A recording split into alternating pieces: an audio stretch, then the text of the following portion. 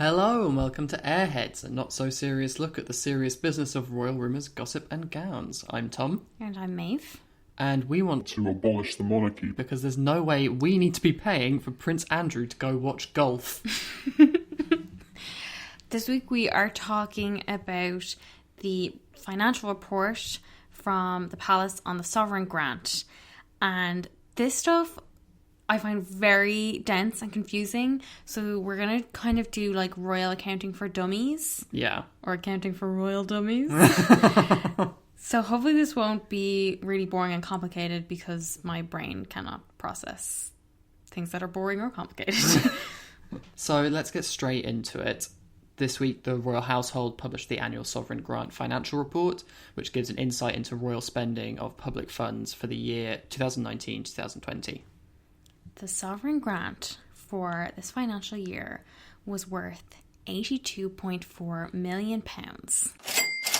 And it pays for the Queen's official expenditure in her role as head of state, which includes her work, her household, maintenance of the palaces, and travel costs for all the working members of the royal family. But it does not cover their security. So that's another big price that they do not reveal ever. Yeah.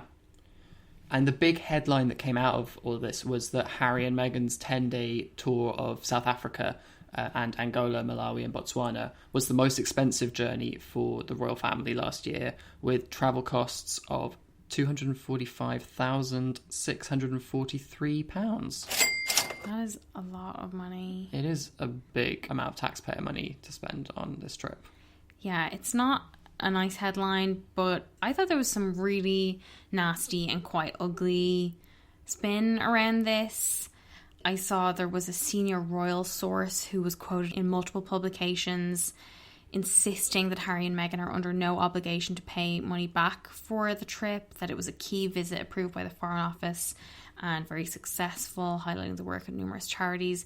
I just thought that was such a strange thing to even mention because nobody is suggesting that any other member of the royal family has to pay back any of the money spent on these official tours. Like, as someone who doesn't like any public funds being spent on the royals where you can help it, I do see these royal tours as literally their job. Like, this is what they're for, right? Yeah.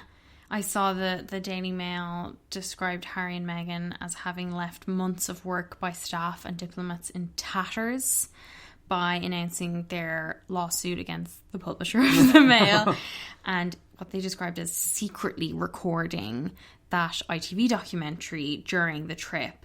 And they called it the tour that tore the royal family apart, which just has some really dark undercurrents there, like this idea that of course it's the tour of the African countries that is the one that everyone has a big problem with, and that's the one that's tearing this perfect white family apart. Yeah, it's fucking bullshit. And I mean, the idea that Harry and Meghan wanted to do all that stuff and that wasn't the end result of, as you say, like the Mail, amongst others, the way they've been covering Harry and Meghan for months in the run-up to that is just, like, very, very annoying. The Mail also notes that the Cambridge's 5-day tour of Pakistan was the third most expensive trip of the year at £117,116. And they write, but was considered a huge success by ministers. Like, oh, well, if the ministers thought it was a great success. Who the fuck cares what these ministers think? I mean, like, what about the people in South Africa, Angola, Malawi, Botswana, who, as far as we heard, all felt that Harry and Meghan's tour was a big success?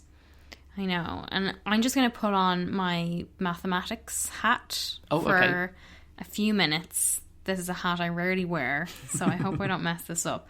But one thing that really struck me, like the minute we saw this headline, which was obviously everywhere about Harry and Meghan's tour, the first thing I said to you was like, okay, how much was the Pakistan tour for the Cambridges? Yeah.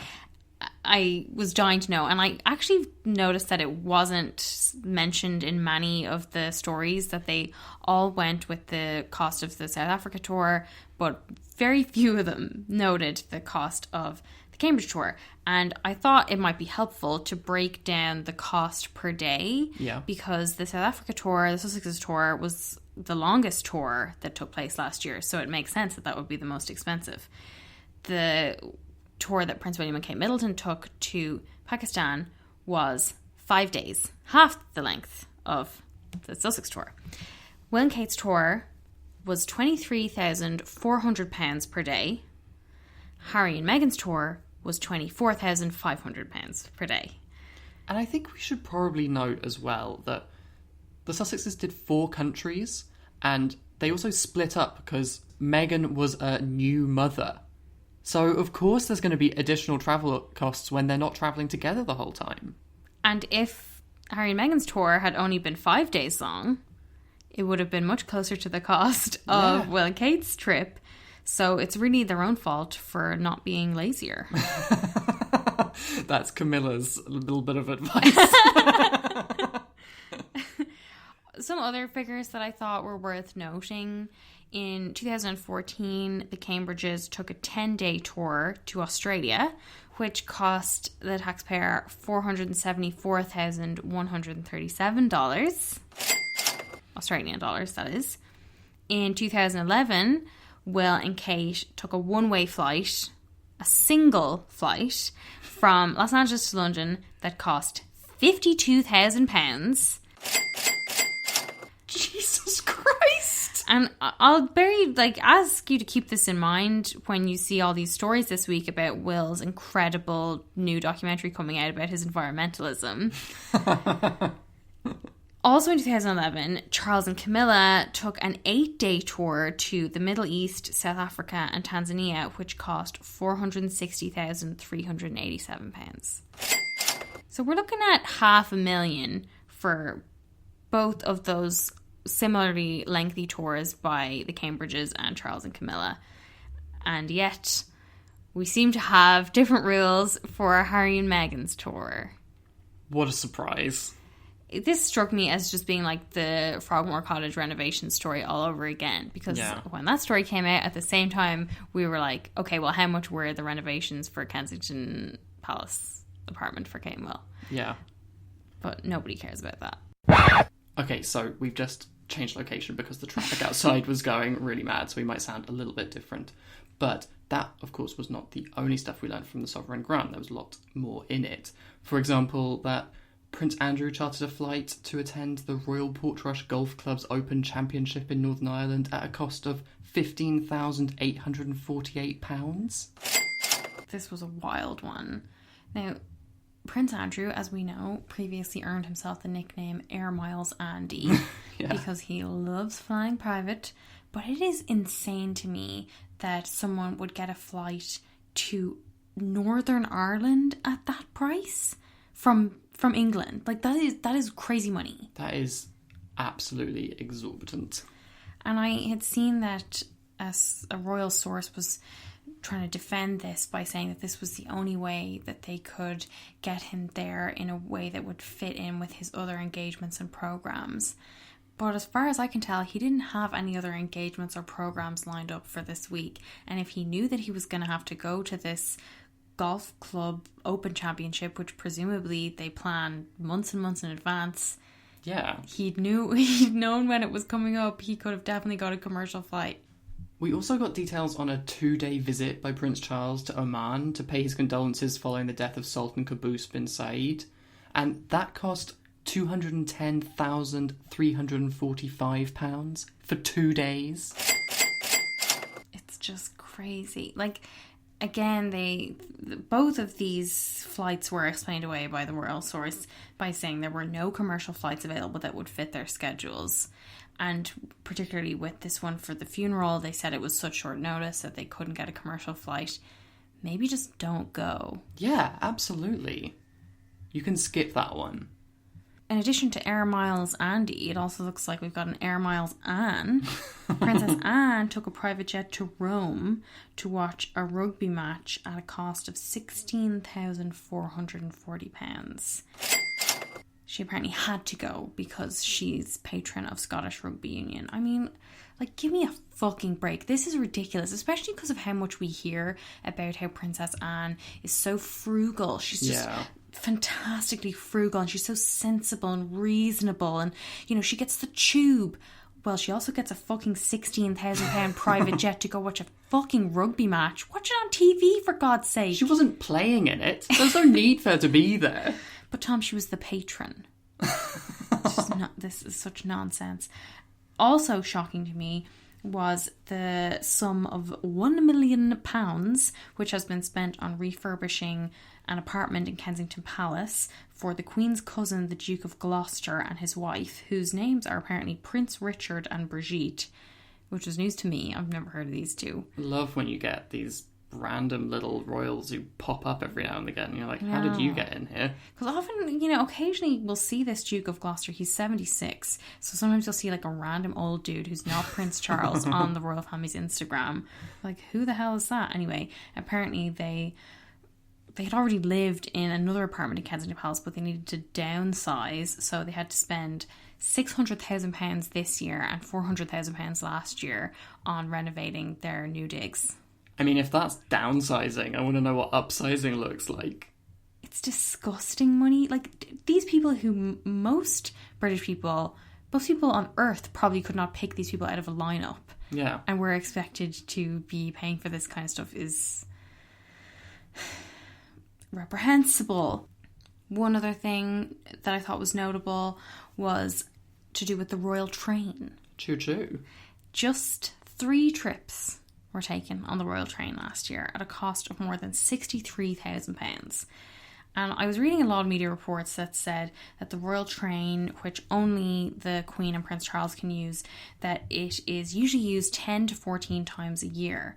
But I saw it was only used 5 times the year before as well. So clearly this is not worth the fucking money, even though Buckingham Palace is insisting that it offers the Queen a safe way to travel overnight and that mitigates the security costs. Right. She's not going anywhere next year. So I think this train's got to go. Absolutely. The records also show that, as well as repaying the cost of renovations on Frogmore Cottage, Harry and Meghan have paid rent for a number of years up front, but we haven't got any figures on that, and we won't get any until next year's accounts.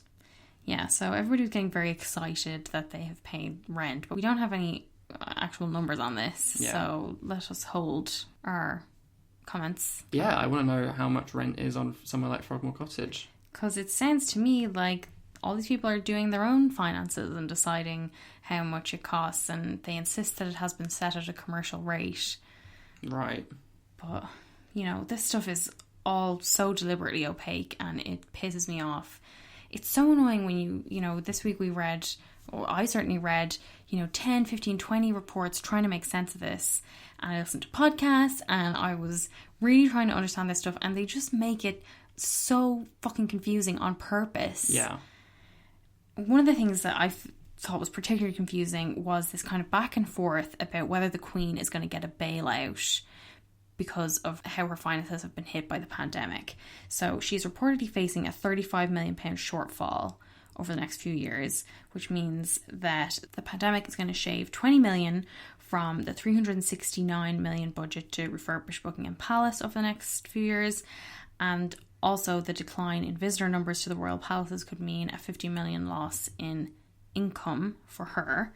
And the Queen's treasurer, Michael Stevens, the keeper of the privy purse, has said that the royal household has no intention of asking for extra funding and will look to manage the impact through our own efforts and efficiencies, which is meant to be reassuring. But it's so, tricky dicky technical loophole language. I know, because all the reporting around this is that the Queen has vowed not to ask taxpayers for more money. But she will not be taking any kind of a pay cut this year, even if profits fall at the Crown estate. We've described before how the Queen's income, the sovereign grant, is based on a 25% share of the profits of the Crown estate, which is a property portfolio of very valuable real estate in London and elsewhere. And last week, the Crown estate announced its profits would fall significantly this year as a result of the pandemic. But the Daily Mail reported this week that the Treasury has said it will top up the sovereign grant to help maintain the Queen's income. The spokesman said, in the event of a reduction in the Crown Estate's profit, the sovereign grant is set at the same level as the previous year. So even though that percentage of the sovereign grant money is a smaller amount, she still gets the full whack. Where does the other money come from? comes from us. And this is built into the law. The 2011 Sovereign Grant Act stipulates that the sovereign grant cannot decrease. So as we said this year, the grant was 82.4 million. The grant for next year, 2020-21, will be 86.3 million. But even if the profits continue to fall, that grant is still going to be 86.3 million in 2022, 2023, on and on and on and on, until it starts to go up again. I heard it described as a golden escalator, which means that no matter how much the Crown Estate profits fall, that number is set. Yeah. And she's basically rigged it so that they can only ever make more money and they'll never make less. So even though the profits are going down, she's just going to keep more of the Crown Estate's profits, which in effect means that she's going to be getting money that would otherwise have gone to fund public services. And that just makes my blood boil. I mean, this would be incredibly upsetting at a normal time in history, if there is such a thing, but at a time where our public services are stretched to almost breaking point by a pandemic, and not just, NHS, but also like universal credit and job seekers allowance and all these things where people should be being helped through this time, to find that the person getting the biggest bung is probably going to be the Queen. Fuck that. And just because it is written in law and it's been this way since 2011, people aren't really talking about it. Which is just infuriating, because just because it's been that way for 9 years doesn't mean it has to be that way in these unprecedented times. We should be seeing the Queen fucking saying, listen, I'll just take the 25%. We can let it go down, whatever. Yeah. But Charles has his own ideas about how he's going to use the sovereign grant. We found out as well that back in 1989, Charles came up with a new plan to fund the royal family. He wanted to use the entire profits from the Crown Estate to pay for all the official costs of the royals, and this would include security. So maybe that gives you an idea, or gives us an idea, of how big the security budget is.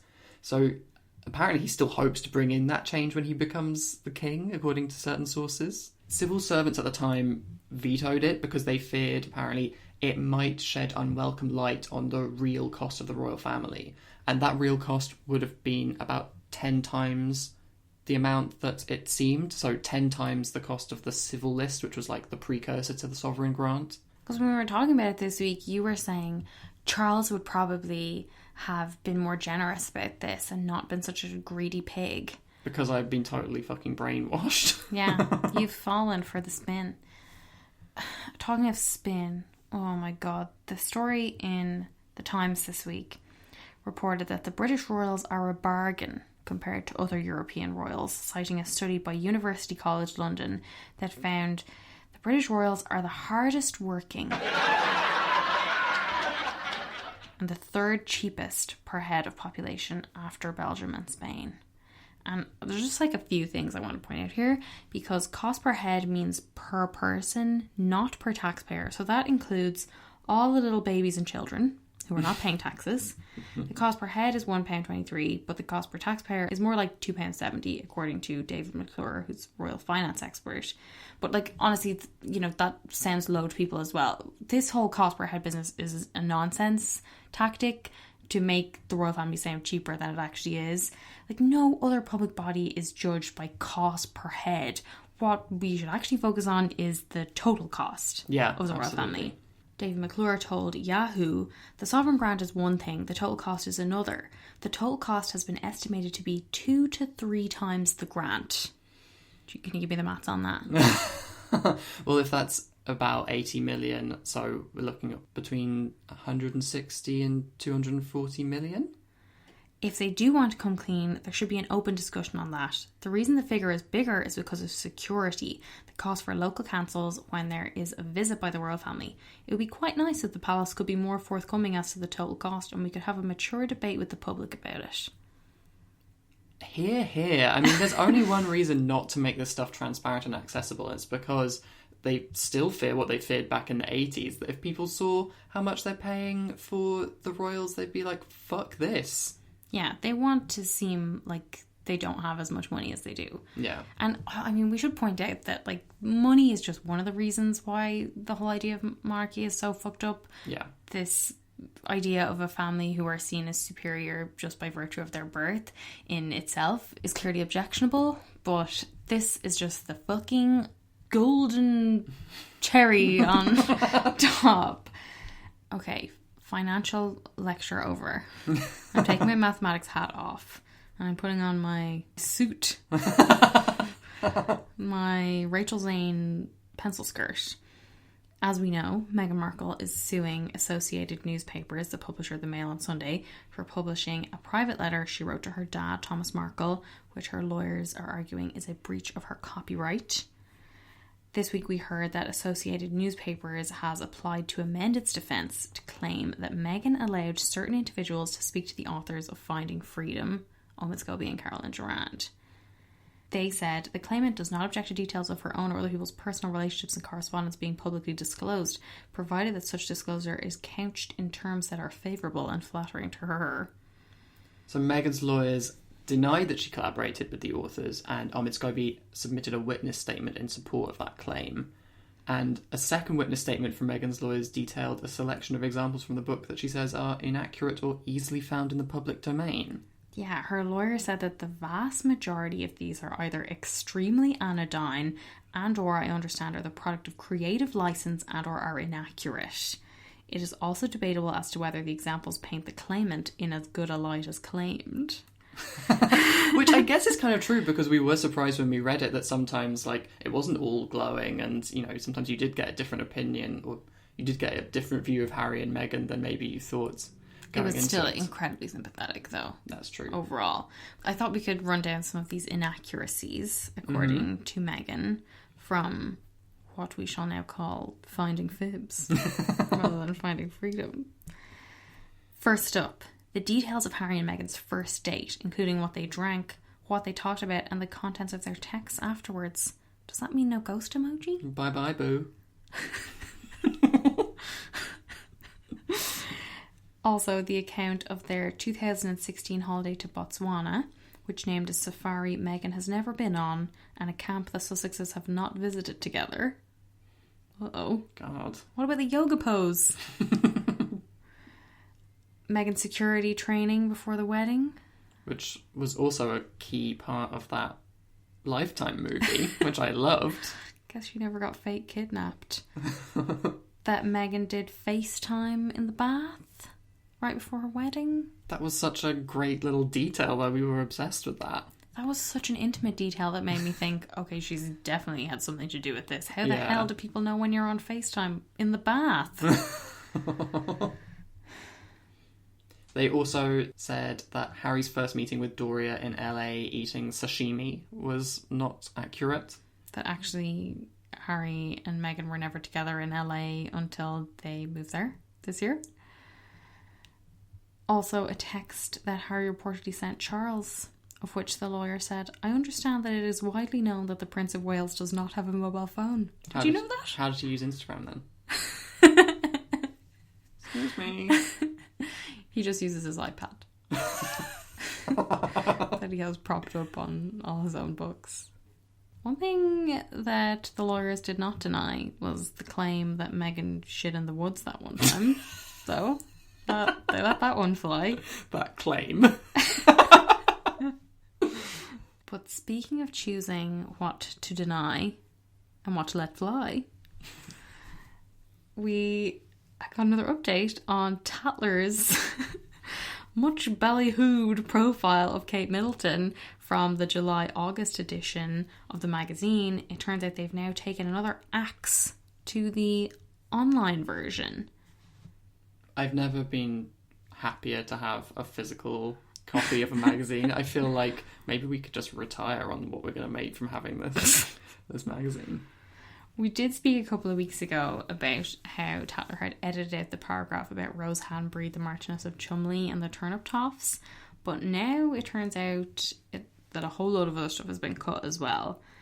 And a source close to Condé Nast, the publisher of Tatler, told the Mail on Sunday, Tatler has a long-standing relationship with the royal family and wanted to end this amicably.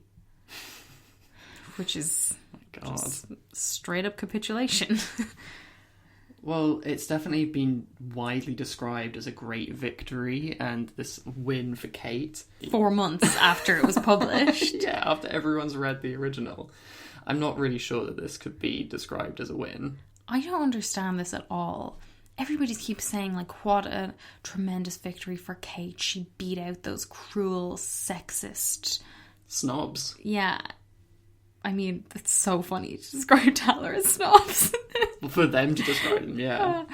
But, you know, for one thing, what I thought was so funny, the Mail on Sunday, in reporting on Kate's great victory, generously included a table highlighting exactly which sections Kate wanted to cut and printing them in full all over again 4 months later. So maybe you don't buy Tatler, maybe you've never bothered to read the online edition, and you just want the juicy stuff, and they just have it neatly in bullet points there. Here's the bit about Rose Hanbury, here's the bit about Kate Middleton, all lined up for you. It's just like an encapsulation of like what a bad idea this was, because all this negative stuff was contained to one publication that, you know, relatively few people in the UK read. And now they've managed to get it into some of the widest circulating newspapers in the country. But it just tells you how effective the Kate the Future Queen narrative is, that they can somehow twist this story of a Tatler profile blowing up in her face as a win. Yeah. But I thought we could also kindly tell our listeners, I mean, we've talked about this profile a lot before, but just the bits that have now been cut. Yeah. So these include the comment about Kate working as hard as a top CEO. One of my favourite lines One of ever. my favourites too. Also, the line stating that she had a poster of Will on her wall as a schoolgirl. That is so funny that she takes that so personally. Yeah. I mean, I think I had a poster of Will in my locker at school. Oh. And here I am announcing it publicly on the record. The whole paragraph about Will being obsessed with Kate Middleton, the mummy he always wanted, and her hyacinth bouquet aspirations of grandeur. Just incredible. The things that hit a nerve for these two are very striking. Yeah. There's also the paragraph about Carol being the masterminding force behind Kate and Pippa, and about Pippa being a try-hard and speaking like the Queen. Again, two favourites. Yeah. They've really cut out everything. All the life from this piece. One of the lines that I can kind of understand being cut was the one about Kate being perilously thin, but one that I absolutely cannot is the detail that the Cambridges had a medium visit them at the palace. I was speechless when I read that. I just didn't know where to look, what to think. I virtually forgot how to breathe. The idea of Kate and Will visiting a psychic. And Will being so into it and Kate just pretending. Like, is an incredible visual. I'm not letting go of that, even if they want me to. Still in there, though, was all the nasty stuff about Meghan. Our favourite fight over the children's bridesmaids' tights before the royal wedding. The line that Harry and Meghan had effectively thrown Will and Kate's 3 children under the bus. Fucking hell. Yeah. And the now patently false line that Kate has never complained about her breast rubbing. That is so funny. Like, I feel like whoever decided to keep that in had a real sense of humour. I feel like they should have pulled it out as a pull quote on the online version, or had it highlighted, italics, bold, whatever. You should be able to buy it as an art print.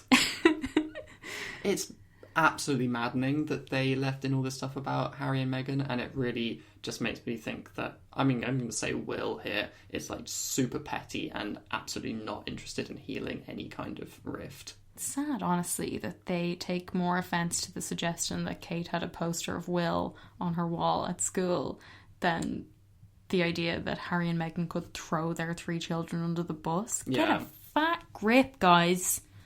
Absolutely. Fuck's sake. To further escalate matters, Tatler has Meghan on the cover again for their next issue, the November issue, which we haven't received yet. So we'll probably talk about that more next week when it arrives. But part of this piece, obviously Meghan didn't contribute at all, it's an old picture of her, but it does include a poll of how British people feel about Meghan a year after they did their last poll about Meghan. Jesus Christ, are we going to get this every year for the rest of this woman's life? It was conducted last month by a research consultancy, Savanta Comres, and polled 4,174 British adults. I never get included in any of these polls. The two big findings from this the Tatler have revealed so far are that 68% of respondents think that Meghan and Harry should have their titles of Duke and Duchess of Sussex taken away from them, and 63% think that as a British royal, Meghan should not be commenting on American politics. Despite the fact that she's an American citizen. And not a British royal anymore. Yeah. I'm just really fascinated by this because at first when I saw the report I was like, oh, is this just some weird little poll Tatler did with their readers? Yeah. But it seems like it's done by an independent consultancy firm, and if this is any insight into how the majority of British people feel, it does kind of chime with what we've said before, that Harry and Meghan's popularity has taken a dive over here. And yeah. I know all of the Sussex superfans are gonna freak out and tell us nobody gives a shit what we think as British people, which, shame on you for ever calling me a British person. But even still, if this is any indication of how British people are feeling, it sort of doesn't really come as a surprise, I don't think. Like, I feel like the way a lot of the stuff on Harry and Meghan is reported over here is like so negative. I can imagine people just being like, as we said before, bored of hearing about them, and that tends to put people in a negative frame of mind. I don't think it really is going to matter at all to Harry and Meghan. I feel like they seem quite firmly ensconced over in America. Yeah. And you know, Meghan continues to comment on American politics. Yeah. It's almost like that's part of the reason why they left yeah. the UK and the royal family. But anyway, we'll get into the details of this. Harry and Meghan appeared in the Time 100 TV special this week, though they weren't named in the list. They were in 2018, so now they're alumni, which is so funny. They recorded the video from what is apparently the back garden of their new home, and it featured a really nice cameo from their Labrador Poola. Yeah, and obviously, if they hadn't wanted Poola to be running around behind them, they would have kept those doors locked, so it's clearly intentional that they wanted to have that kind of vibe, which made it quite surprising to me because the rest of the video felt, to me, surprisingly formal and stilted and felt really scripted. Like, immediately when I was watching it, I thought Harry looked tense, he looked uncomfortable. I know he's not the most easy and comfortable on camera anyway, just by doing it for most of his life, but their outfits were strangely dressy, like for sitting around in your back garden. Like, was it really the time to be wearing a suit and stiletto heels when you're walking on grass? It felt like such a shift from their other recent appearances, which were so much more laid back and that kind of California casual. Yeah, I was really surprised at the feeling of the video. It just came as a bit of a surprise, like you say, compared to the previous appearances that we've seen. But I guess, you know, they were showing that they take this very seriously, which is good, I guess. But yeah, having them the dog run through felt like undermined that vibe a little bit. I wasn't so sure about that, but let's talk about the actual content of their little speech. Meghan called the upcoming US election the most important election of our lifetime. Yeah, and Harry chimed in to say, "This election, I'm not going to be able to vote here in the US. But many of you may not know that I haven't been able to vote in the UK my entire life. As we approach this November, it's vital that we reject hate speech, misinformation, and online negativity." How depressingly 2020 is it that talking about rejecting hate speech has become a week-long controversy? I know, it's so depressing. They didn't even name a candidate or anything, but people lost their minds over this. They instantly equated hate speech, misinformation, and online negativity with Donald Trump.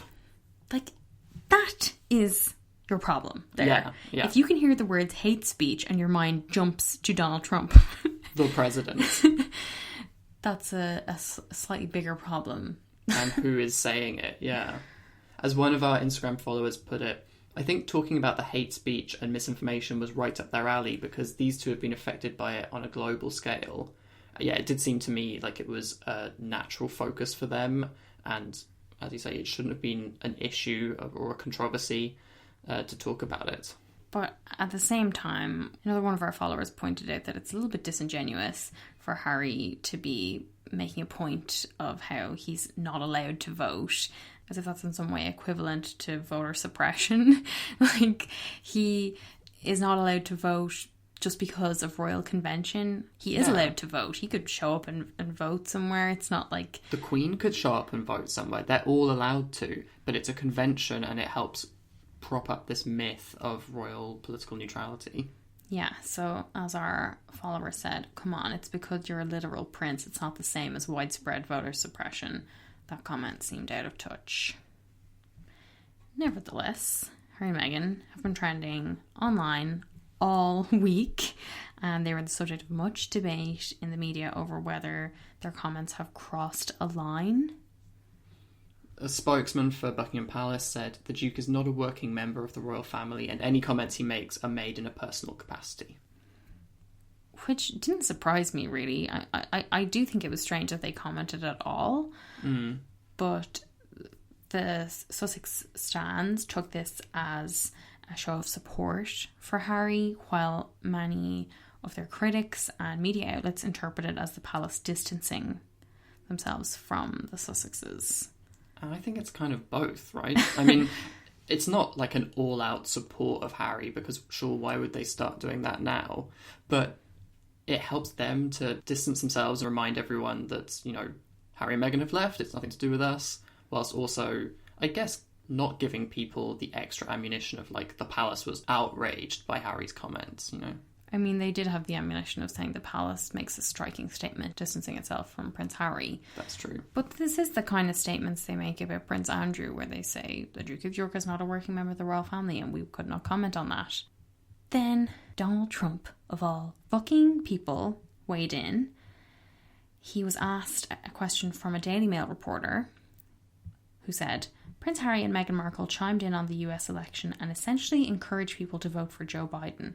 Wondering if I could get your reaction to that. Fucking what hell. What the fuck? This, to me, is such an egregious example of a reporter willfully misinterpreting someone's words and really angling to get a clickbaity story. And, like, you know, this isn't a political podcast. We're not trying to get into all the other shit that's going on with Donald Trump. But this is the same day or week when he said that he wasn't going to commit to a peaceful transfer of power. Yeah. And you've got your one question you can ask him and you're going to make it about Harry and Meghan? It's shameful. I mean, they absolutely got their clickbaity response. Trump said, I'm not a fan of hers and I would say this, and she probably has heard that, but I wish a lot of luck to Harry because he's going to need it. Like, what other president would dignify this kind of question with a response?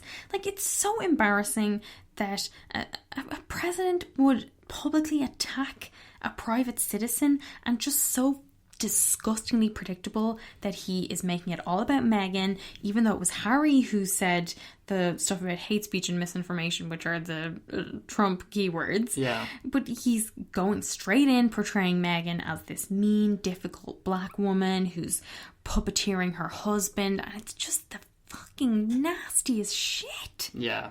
Toxic, but I guess why would you expect anything else? It's all incredibly frustrating, and especially in a week where there are serious questions that need to be asked about public funding for the Queen and whether she'll receive a bailout and whether she's worth that bailout. She's not, Tom. She's not.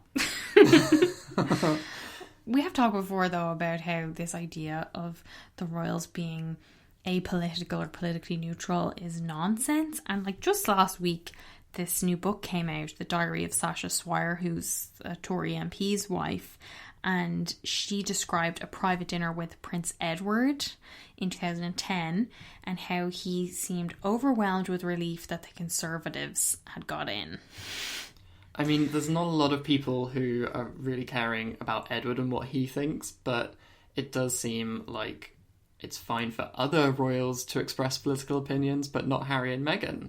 And I would imagine that's because a lot of these royals lean towards the Tory right-wing side of politics. And as we've said on this podcast previously, it's only when you seem to steer away from that right-wing conservatism that suddenly everything is too political. Yeah, I mean, if Prince Edward seemed devastated that the Conservatives got in or the Labour hadn't got in, we'd hear a lot about that. Yeah. But as you say, the rules are different, even for non-partisan comments by Prince Harry. I thought it was interesting, in a report I read in The Guardian this week pointed out that the Queen has encouraged UK citizens to vote in the past, that when she was opening the second term of the Welsh Parliament in 2003, she voiced her concern at the low turnout in recent elections, and she said, "I share your concerns that we must encourage all our people to exercise their right to vote." So once again, Meghan not doing anything that any other royal hasn't done before, but it being treated like a first, a breach of protocol, a hangable offence.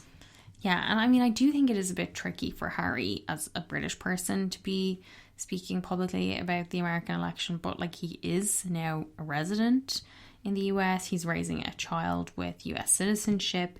He'll presumably be paying taxes and so on there. So one thing that stood out to me was that a spokesperson for the Sussexes commented further on their comments and said to Harper's Bazaar that Harry's comments were not in reference to any specific political party or candidates, but is instead a call for decency in how we engage with each other, interact and consume information, especially online. Like, are these kinds of statements really helping Harry and Meghan's cause? Like, if you presumably put all the thought into writing this very scripted statement that they delivered, why not just let their own statements speak for themselves? Like, it feels risky to me to keep commenting on their own comments, though it seems like they can't really help themselves in that regard. Yeah, it does seem messy. It seems like it keeps the conversation going. It keeps trying to clarify stuff and re-clarify it.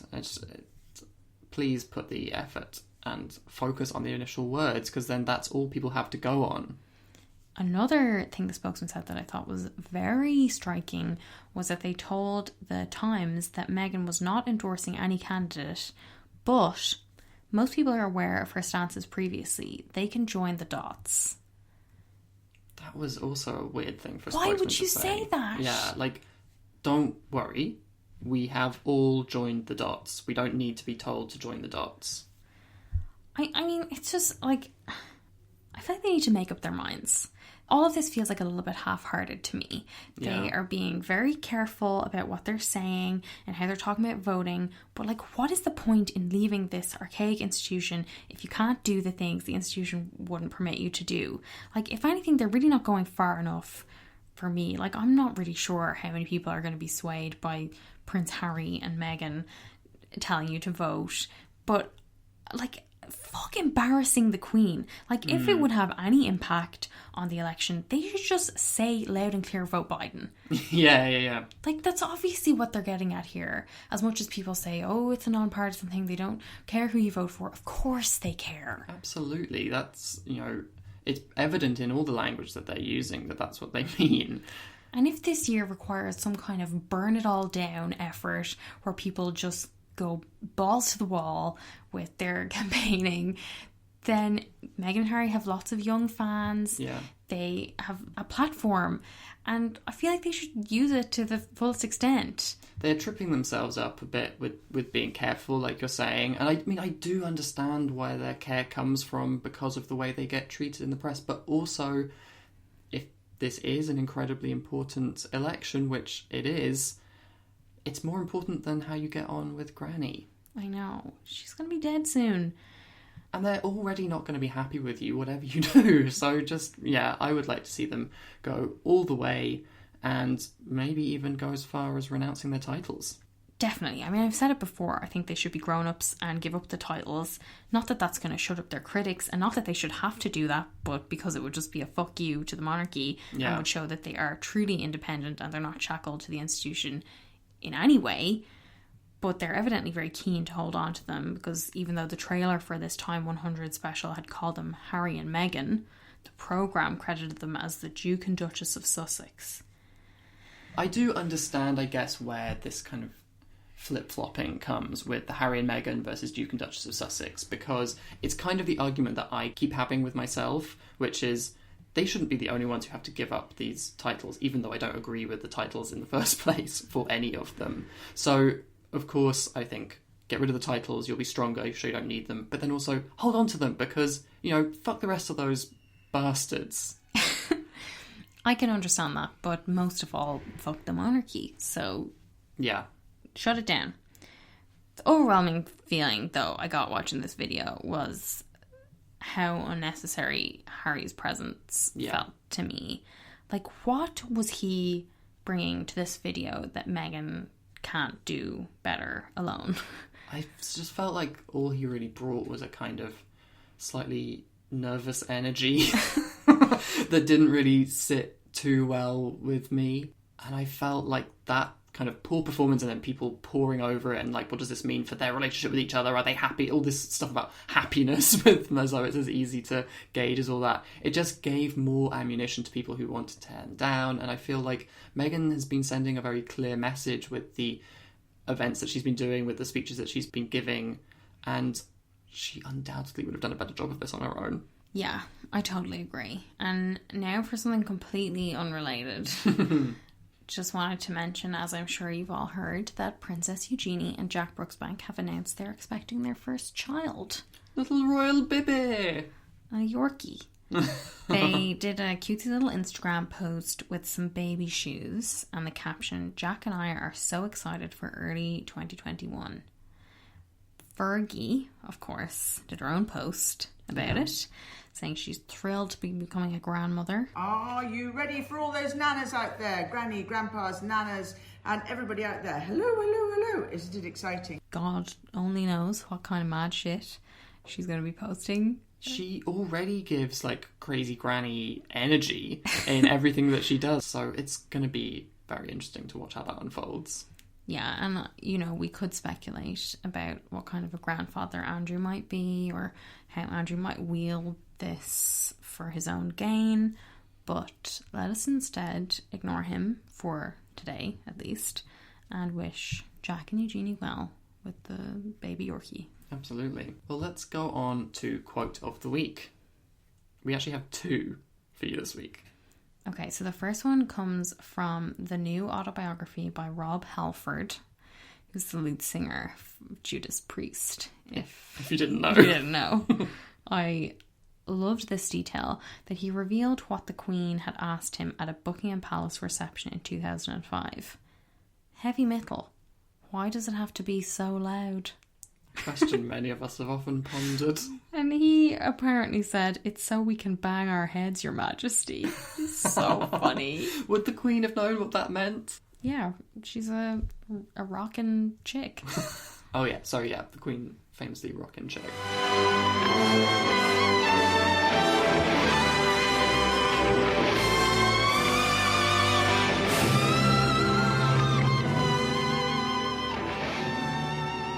Our other quote comes from Graham Smith of the anti-monarchist group Republic.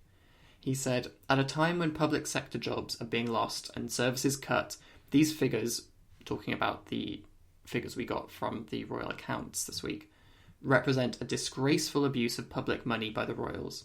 There is no justification for spending £250,000 on a trip to Africa, or more than £200,000 to fly to Oman.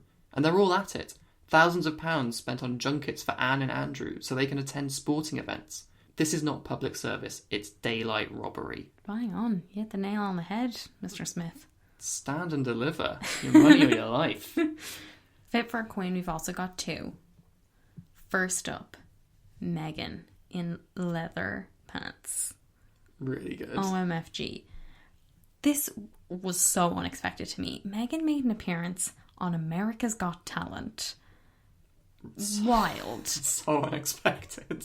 Members of the royal family love these kind of talent competition shows. It's beyond. But Meghan made a special video message for one of the contestants on America's Got Talent.